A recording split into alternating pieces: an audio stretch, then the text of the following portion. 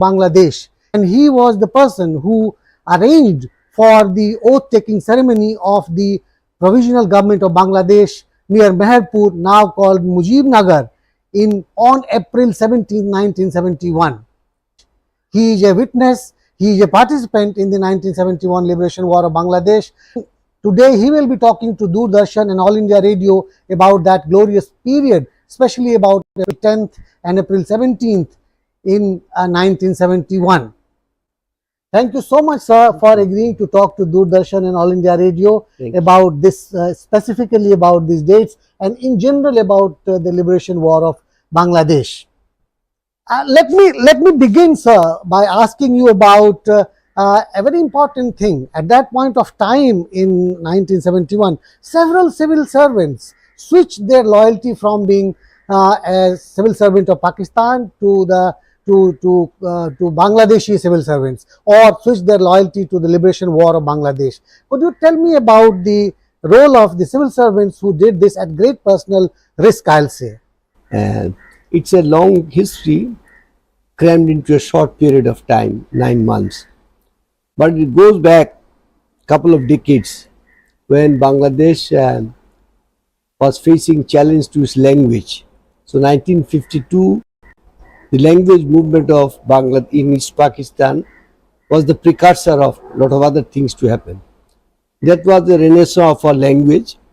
Pakistan wanted Urdu as the state language, and our students, folks, stood up, gave their life, and now it's not only a national day, it's recognized as International Mother's Language Day all over the world.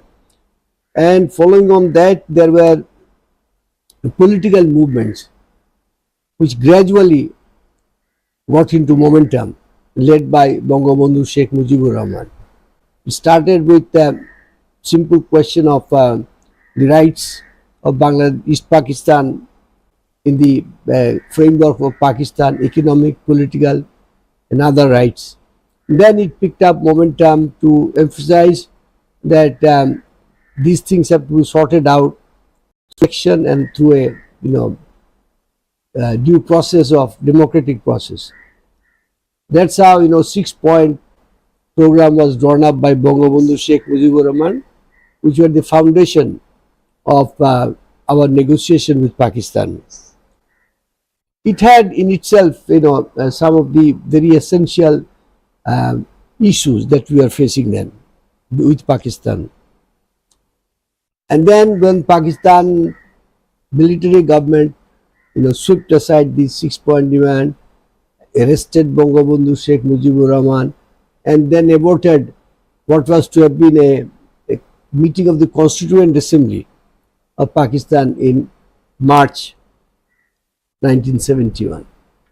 So on the 7th of March, in the race course of Bangladesh, Dhaka, I was there surreptitiously because I'm not supposed to be there, attending the huge gathering, mammoth gathering of people, a sea of humanity, to listen to Bangabandhu's speech in a very tense moment of political struggle. It seemed to have been getting to a final end. And he laid out the basic reasons for our movement, the rationale for this. It was then articulated as autonomy, and then it got into sovereignty later on. So, that inspired me. I was a young civil service of Pakistan member, but somehow or the other, I was not a politician, but somehow or the other, the call of Bangabandhu's speech and the depth of the issues that he raised over a period of time got many converts unwittingly. So, when you are young, you take risk, you are idealistic, and it was a time of great thrill for us also to be able to join the liberation war of a country. There were other civil servants who also switched side. I was lucky to get absorbed in the Bangladesh Defence Forces. I was commissioned as a captain and then I was a subsector commander in Sector 8, where I, in a small way, took active part in raids, ambush, harassing Pakistan army along the border, quite deep into the country also. That process, which was unleashed throughout the country on 7th of March 1971, sent a message throughout the country that we have to prepare ourselves for any eventuality. And Bangabandhu said, this is a struggle for independence, this is a struggle for liberation. He did not declare independence, but it was a struggle for independence. And then he said, you get ready for meeting this enemy, you starve them. Your floodplain is your security. And so other things, which it became later on a cardinal principle of guerrilla warfare. But anyway, you all know that on 25th of March, the Pakistan army brutally executed the Operation Searchlight, killing thousands of people around the country and in Dhaka in particular, students, political activists, even people in bastis, rickshaw pullers, this was indiscriminate killing, and I don't know of any instance in world history. I'm a very small reader, but I've not read an instance in world history where in one night maybe 25 to 30,000 people were executed. But that did not, cow us down. Contrary to that, we became even more inspired to go and, get it over with Pakistan army. So, to cut a long story short, we are organizing ourselves in small pockets throughout the country. I was in Meherpur SDO, so I, in my own way, I organized some students and some paramilitaries, which were under my control, to take responsibility or at least defend this place against the onslaught of Pakistan army, who by then had located themselves in Kustia, 29 Beluch, which was very heavily armed. There were but company plus of troops, but the arms were very heavy, heavy machine gun, recoilless rifle, anti-aircraft gun. These were normal infantry battalions don't have this. So, and they had taken position in Kustia. So the threat was very close to our place. Meherpur is just about 50 kilometers maybe from Kustia. And pockets were organized in other places also. If my friend Mahbub was SDP of Jinaida, he organized a resistance pocket in there. And Chuadanga became the headquarters because all the EPR, there is Pakistan Rifles, the Bengali members had revolted against Pakistan army and had joined the liberation war, and the war had just not started yet, but they all got together in Chuadanga under the leadership of Major Usman Chaudhry and Captain Azam Chaudhry. So these were the pockets we were trying to coordinate and first to take up on the army units, Pakistan army unit in Kustia.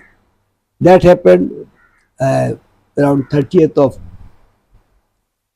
March. The attack was launched on these Pakistani establishments from three sides, mainly led by the EPR and then the small pockets of volunteers that we had raised from Chuadanga, from Meherpur, from other places. And interestingly, it proved one point, that in war, it's the morale that wins. Yes. Not the weapon. Because when we encircled them and thousands of voices, but the war cry was Joy Bangla. That brought fear in their mind, I guess. because they couldn't estimate how many people. It could be 100,000 people. So when you lose your morale in the army, weapons don't matter. And so they started retreating. All of them were, some were killed in Kustia city itself in engagements with Mukti Bahini. Others were trying to get back to Jessore, were ambushed on their way. So, to my knowledge, only one officer, Captain Ataullah, survived. But the rest of the unit was annihilated. They couldn't go back to their garrison in Jessore. Now, one thing before that, I go a couple of days before, on 26th of March, I sent an open letter to India. I said to my Indian brethren, please help us with arms and ammunition. I put my stamp of SDO there to give its credibility. And interestingly, I used those who used to smuggle in the border, because they could one who could easily go and get to the other side and send them to India. 26th, the letter was signed 26th of March. And then I got a call from Indian side around Betai that to me go and meet them. This was maybe around 27th, 28th of March. So I went over and met Colonel Chakraborty, who was a BSF and sector commander, and Mr. Chatterjee or Bhattacharya, I forgot, who was the DMO Krishnagar. So they received me and I was given guard of honor. They said, you are the first ambassador from Bangladesh. And then I said, I all that I need, we need is some arms and ammunition, because we are all organized against the professional army. So it's not, it's a tough job to mold them. So they said, all right, we will let our superiors know that you have come. But then they said also, they had a bit of apprehension or ambivalence that these young people, what can they do about a war of liberation, against the professional army. After the Battle of Kustia, we had taken over most of the land area on the western side of Ganges, up to Rajbari and all. So we thought this is the beginning of our victory, with this is huge area, Mukto Elaka, liberated area. Little knowing that the Pakistan army would launch counter-offensive on us. Yes. But at that time, a lot of journalists were coming in this intervening 2 weeks. And all of them asking that, who is your leader, where is your government, who are you under? So we put some, answer, it's there, But and we had established telephone link with Calcutta. Okay. So over phone I asked, requested Tajuddin Ahmed, sir, we are being asked by the media to where is our government? Then we need to have a government. So he was very, he's a very solid politician, he doesn't have a knee-jerk reaction. He said, Tawfiq, it will be done, wait a little while. Then another call. At that time, the counter-offensive has started from Jessore garrison on us, and we were retreating. Suddenly, our victory, which seemed at our doorstep, was turned around, and we were, in a haphazard way, we were retreating. I was bachelor, so I didn't have much of a problem. But for example, Captain Adam Chaudhary of EPR, he had his mother, sister with him. He was not married. Major Usman Chaudhary has children and family. The EPR people had family, children. So we had not planned any retreat. So it's very haphazard retreat, and it had very adverse impact on our morale also. So we insisted Tajuddin Saab to get moving. And then I was told that on the 10th of April, the elected members of from East Pakistan. They sat down and together they formed a government of the independent government of Bangladesh, which, as you said later on, was sworn in on 17th of April. Yes, sir, coming back to adding to what you said, that it was a historic event in which you participated in allowing or kind of helping Tajuddin Ahmad and Barrister Amirul Islam to cross over to India. And I think there is a whole story behind it, how they Golak Majumdar took them to the other side and then they were flown to Delhi and all that. So on April 10th, it was hardly 10, 12, 15 days within which the provisional government of Bangladesh declared after ratification of the independence, which was announcement which was made by Bangabandhu Sheikh Mujibur Rahman on 26th of March. So I wanted to know, sir, about the importance of this declaration of the provisional government. In what sense was it important, and your memories of 10th of April? It was not a provisional government. It was the first independent government of independent Bangladesh. It was not a government in exile because it took oath on the land in Bangladesh. So, and it was, if you go back and look up the proclamation of independence, it reiterated those arguments that was put up by Bangabandhu Sheikh Mujibur Rahman on 7th of March. Okay. Why? What were disappointments? Why we are about falling apart? What were the economic and other exploitation, political exploitation? Short of saying that we can't stay with you, is laid out the framework for independent Bangladesh. The importance of 10th April was that this whole vision of Bangladesh was articulated in a legal form on 10th of April. Because you just can't say we are independent. That has one value. But if all the elected members, if they form a duly constituted body to formalize the independence that was declared on 26th of March by Bangabandhu Sheikh Mujibur Rahman in the form of proclamation of independence, in the form of cabinet, and then later on 17th of April, that cabinet was in Meherpur. These are linked, the 10th and 17th April. But these two together gave us the first government of Bangladesh, gave us the rationale behind, parting our ways with Pakistan, and the choices we had. It is in fact the proclamation of independence is a mini constitution. It's part of constitution now, but it was a mini constitution which went further to say that we'll meet international obligations and we want support from international quarters. So it was a small but a very powerful document. If this government was a duly constituted with legality.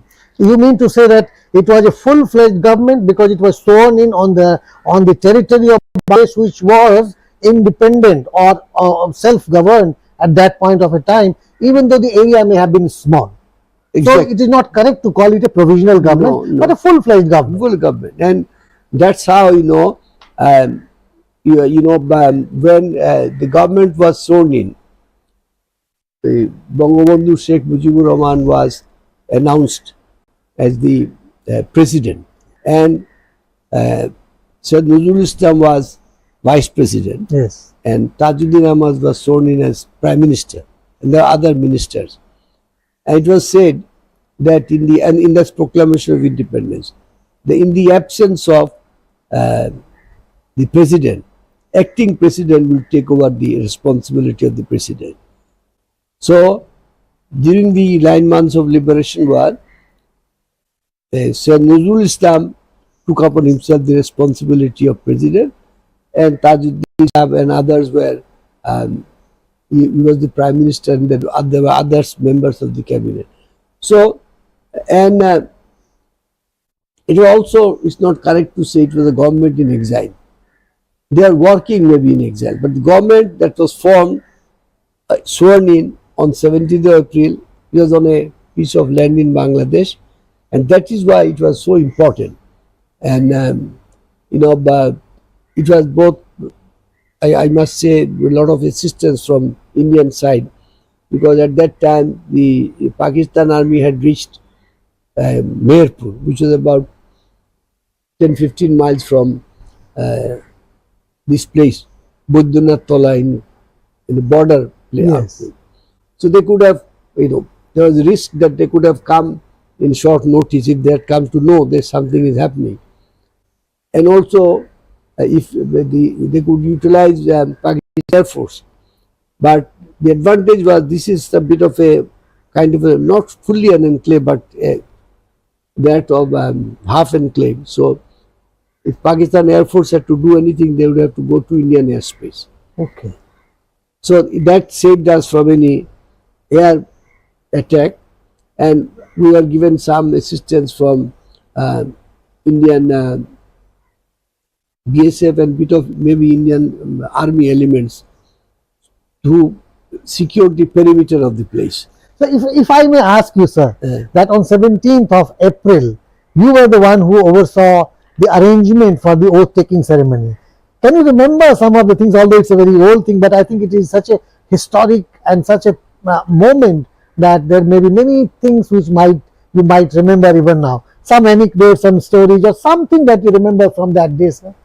Okay, as you rightly said, as we are growing old, the ability to remember things are getting restricted.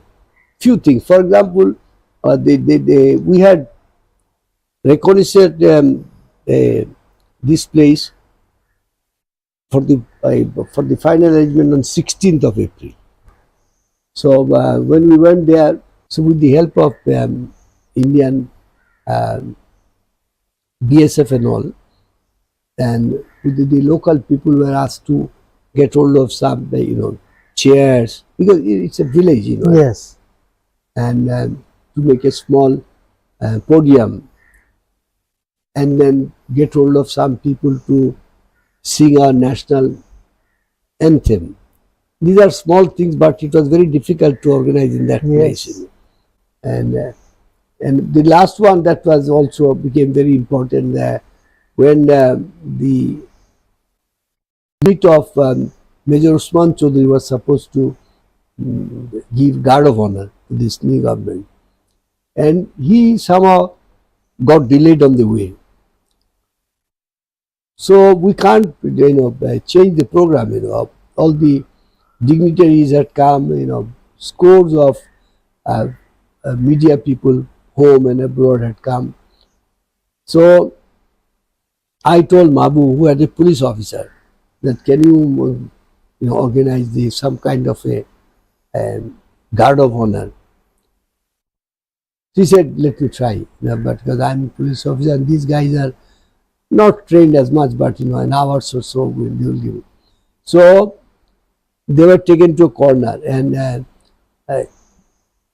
because we're not sure that Usman Chaudhary will turn up in time, these people were, about maybe 20 or so people were being trained at that time in the morning to give the guard of honor, this kind of stuff, present arms, shoulder arms, and was led by Mabu.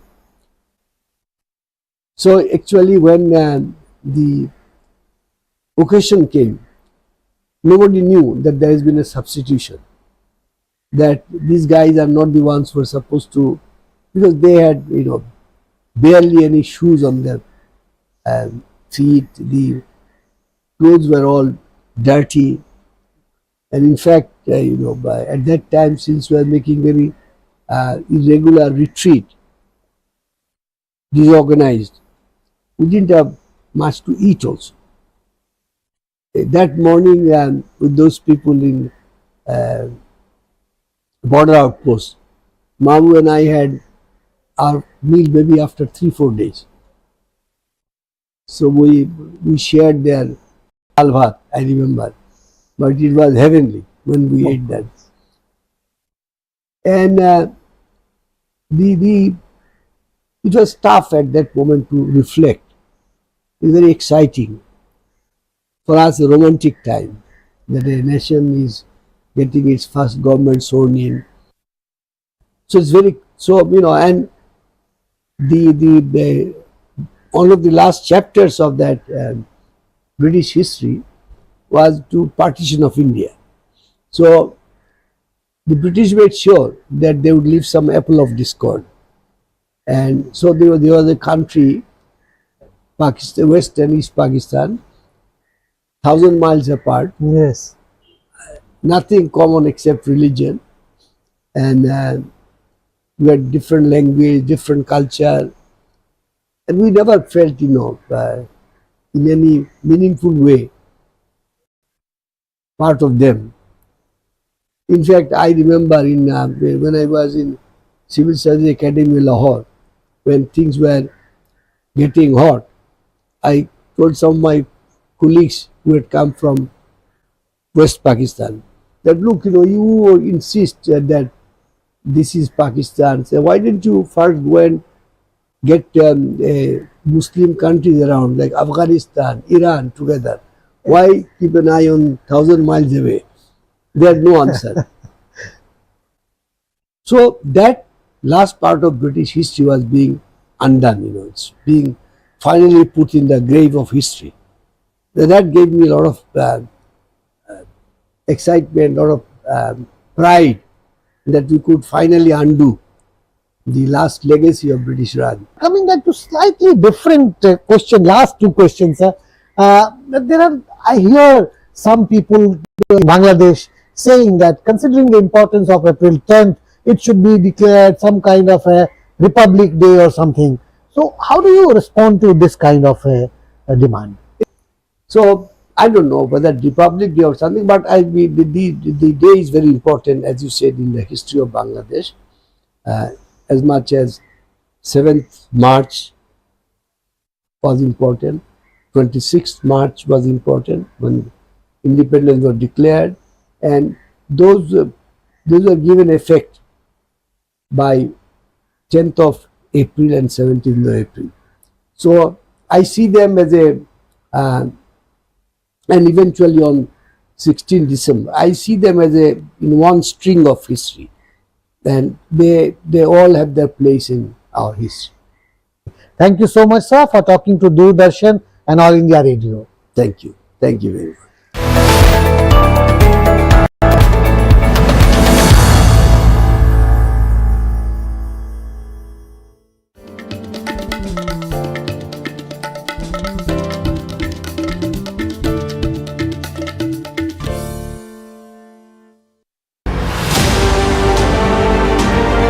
G20 नए विचारों की परिकल्पना के लिए और सामूहिक action को गति देने के लिए एक ग्लोबल प्राइम मूवर की तरह काम करें। वैश्विक विकास महिलाओं की भागीदारी के बिना संभव नहीं है।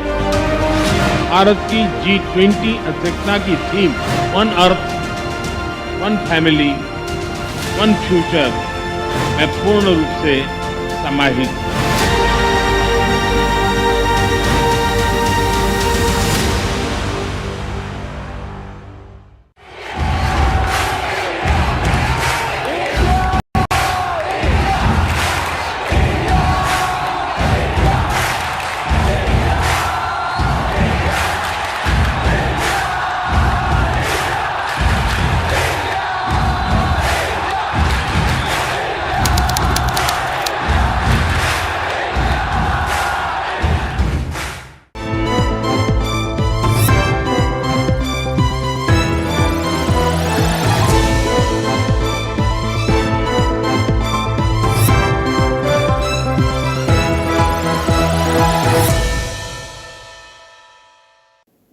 Namaskar and welcome to Indian Diplomacy, show on Doordarshan, India's national television channel about Indian foreign policy, India's international relations, India's engagement with key strategic partners around the world, and how India is helping to shape a better world order.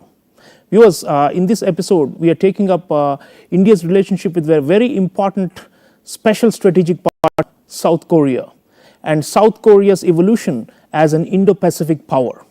And to discuss the importance of South Korea for the Indo-Pacific region, and especially from a bilateral and regional point of view with India, I have a very distinguished scholar joining me from Gwangju National University in South Korea, Dr. In Jung Lim. Hello, thank you for having me. Professor Lim, thank you so much for joining Indian Diplomacy. It's an honor to have you. To begin with, South Korea has come up with a new Indo-Pacific policy, and this has caught a lot of attention in India because in the past it used to be thought that South Korea is a weak link in the Indo-Pacific strategy of the US alliance system, but now South Korea has its own strategy, and it matches the strategies of many other countries, including India's own vision for a free and open Indo-Pacific. So I'd like you to start by telling our audiences why South Korea has come up with its own Indo-Pacific strategy, and what is the thinking and what kind of regional and global factors have played into the shaping of South Korea's Indo-Pacific policy. Sure, absolutely. Thank you for raising a very important question. Yes, we have been very much pragmatic, I will say, because, Korea, of course, its size, geographic size, physical size is not that big, but we do have a pretty decent number of population, and based on the manufacturing and free trade this country has developed, and then we accumulated our wealth, which means the best condition, best environment for the South Korea-like merchant and a trader country. Again, the superpower, their relationship should be friendly too. Otherwise, we cannot, our choice, again, our diplomatic choices will be pretty much narrowed, because as we all know, South Korea still faces furious challenges from the North Korea. So as long as, we have this very deep conventional security threat from the other side of the peninsula, we definitely need to prioritize our security, even though we want to be more pragmatic with more superpower, but still, again, this conventional, traditional security reason is still there. And in addition to that, US, China, again, their strategic competition has been increasing and increasingly serious, especially in the field of new technology. And having had that structure changing, in addition to that, again, Russia invaded Ukraine last year, and we all realize that this kind of thing can happen even in the middle of 21st century. Yeah, and Professor Lim, you mentioned North Korea, and obviously that is an overwhelming threat that South Korea faces, and for various historical and emotional reasons. But the broader region, the Indo-Pacific strategy of South Korea is not just limited to the Northern Pacific. It talks about Southeast Asia, South Asia, Pacific Island states. So there seems to be a broadening of the strategic focus of South Korea beyond just North Korea, isn't it? And earlier administration of President Moon Jae-in had something called the New Southern Policy, and now we have this Indo-Pacific strategy. So is South Korea looking to play a bigger role in the broader Indo-Pacific, and if so, is it moving out of the US shadow and trying to play a more independent or a more forceful role in the region, you think? Well, again, as you highlighted, our previous government, the Moon Jae-in government, they also suggested, new Southern policy, and they also prioritized the relationship with the ASEAN countries or Southeast Asian countries like India. I think this is a very natural evolution. Again, as a merchant and as a trader, South Korea has been always looking for good, friendly market, and the place we want to invest more. So in that sense, again, of course, China, the economic rise of China has been a fortune to the Korea's economic wealth. Definitely, having had the rise of China, I think South Korea could be able to again develop further. So now, South Korea is one of the top 10 richest countries in the world.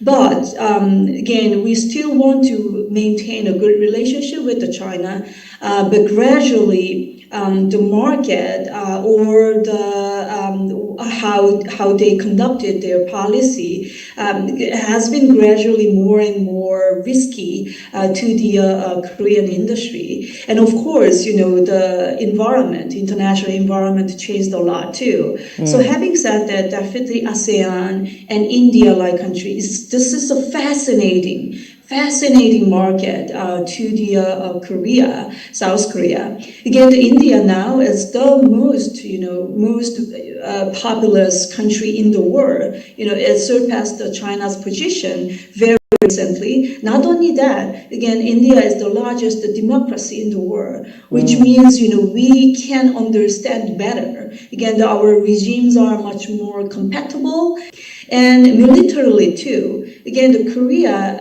is of course a part of the Eurasian continent, but we are disconnected as long as North Korea is there.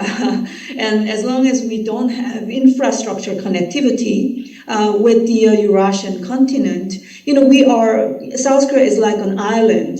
So it's very natural for us to go out again through the maritime, the sea lane, and the maritime security.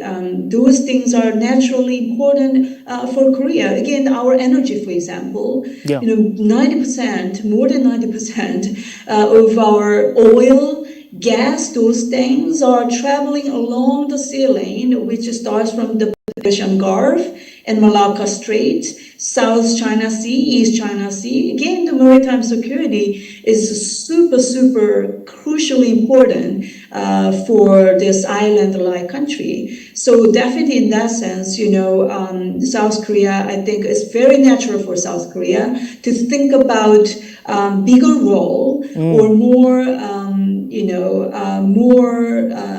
those responsibility in the Indo-Pacific region. Right. So South Korea is looking to take greater responsibility in the Indo-Pacific, says Professor Ingjun Lim.